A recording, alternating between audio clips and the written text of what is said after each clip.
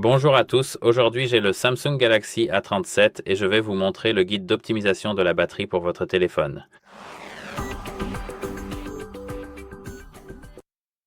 Alors, pour commencer, ouvrez les paramètres et, d'accord, attendez un instant et commençons par la chose la plus importante. Donc, ouvrez les paramètres.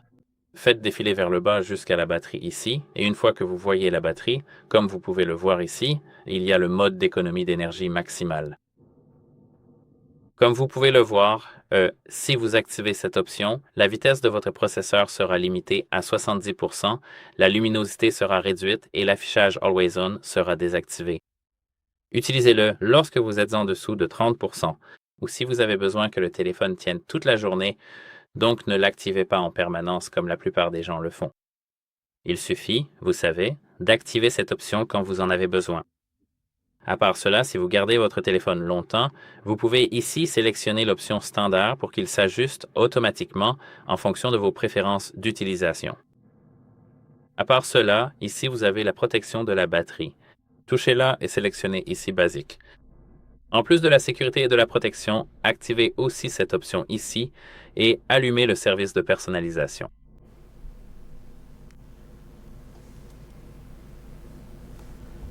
Continuez et activez-le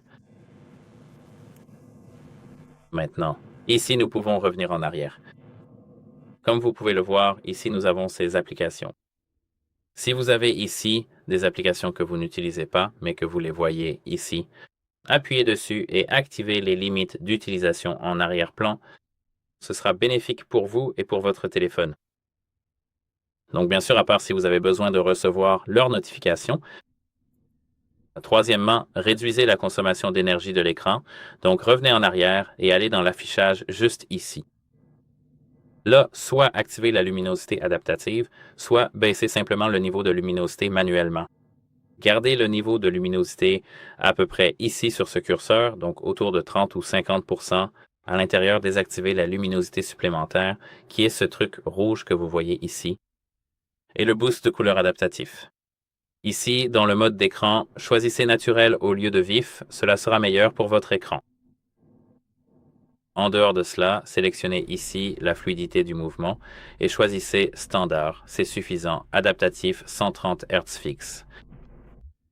En dehors de cela, ici, ils ont les paramètres du mode sombre dans Affichage, activez le mode sombre. Et maintenant, comme vous pouvez le voir, c'est un écran OLED. Donc cela aide à résister aux parasites et c'est plus reposant pour les yeux la nuit. Cela peut donc être soit programmé, soit simplement réglé de façon fixe. Comme je vous l'ai dit, cet écran est OLED. Et qu'est-ce que cela signifie?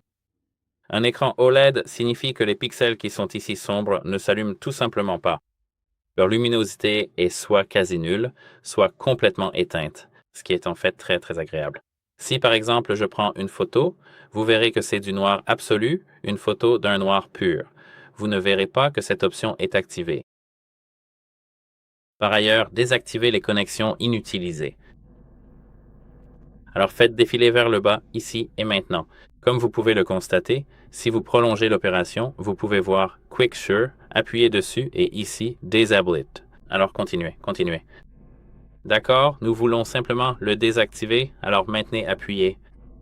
Et maintenant, comme vous pouvez le voir, nous ne le faisons pas. Où est-ce ce truc? Où est-ce le bâton ici?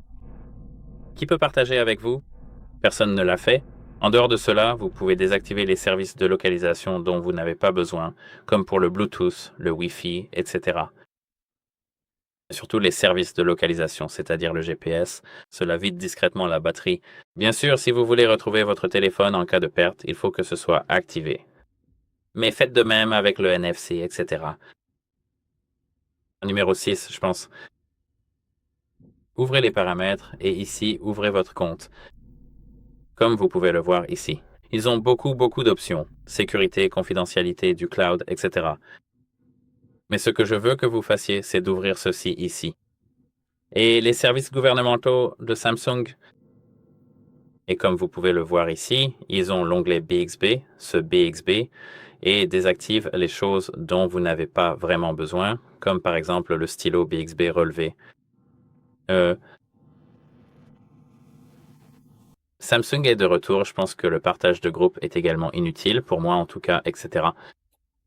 C'est en fait une chose très importante à faire car cela permet de déconnecter uniquement les éléments inutiles. Donc, vous pouvez maintenant revenir en arrière et ici, faites défiler vers le bas jusqu'aux notifications. Désactivez les notifications inutiles. Chaque notification sollicite l'écran et le processeur. C'est un petit changement, mais avec un impact notable. Donc, allez dans les notifications et désactivez les notifications des applications dont vous n'avez pas vraiment besoin, comme Galaxy Beams, par exemple. Voilà pour cette étape, et maintenant, laissez-moi passer à la suivante, qui concerne la batterie adaptative. Encore une fois, ouvrez les paramètres de la batterie ici, et comme vous pouvez le voir, il y a des paramètres de charge rapide. Désactivez la charge rapide. Comme vous pouvez le voir, c'est mieux pour la durée de vie de votre batterie. Et maintenant, en plus de cela, vous devez aller dans les limites d'utilisation en arrière-plan et activer l'option qui met les applications inutilisées en veille. Donc ici, vous pouvez l'activer et la batterie adaptative dont j'ai parlé se trouve ici. C'est cette option juste là. En dehors de cela, gardez votre stockage propre. Donc, si vous supprimez des fichiers, supprimez-les aussi de la corbeille, effacez les fichiers inutiles et les applications non utilisées. Parce qu'un stockage plein peut ralentir le système et augmenter la consommation d'énergie. Utilisez un chargeur intelligent de manière appropriée. Rechargez votre smartphone intelligemment. La meilleure pratique est de garder votre batterie entre 20 et 85 et d'éviter la charge pendant la nuit si possible. Sur mon appareil personnel, iPhone 16 Pro, je veux dire, je ne faisais pas attention à la charge nocturne, en fait, à la charge pendant la nuit. Et maintenant, après presque 2 ans, enfin 1 an et demi, ma batterie n'est plus qu'à 91% de sa capacité, alors que celle de mon ami est à 95%. Donc, vous voyez, il y a une différence quand on évite la charge nocturne et qu'on utilise le chargeur d'origine. Cela aide à préserver la santé de la batterie sur le long terme, comme je vous l'ai dit. Numéro 11 est le dernier. Évitez les applications qui consomment beaucoup de batterie, comme par exemple les fonds d'écran animés, la 5G en permanence dans les zones à signal rapide ou les widgets animés lourds. Je ne sais pas si certaines applications tierces proposent l'affichage permanent, la désactivation de l'option Toujours jouer ou la lecture automatique si vous n'en avez pas besoin. Je ne sais pas si quelqu'un a besoin d'un écran, je pense que c'est purement esthétique, mais ici je l'afficherai dans le verrou 3.0.0.0 et désactivez-le. Donc, en fait, ça devrait être tout pour cet appareil. Si vous avez des questions, n'hésitez pas à les poser dans la section commentaires ci-dessous. Et voilà, j'espère que cela vous aidera. Et au revoir.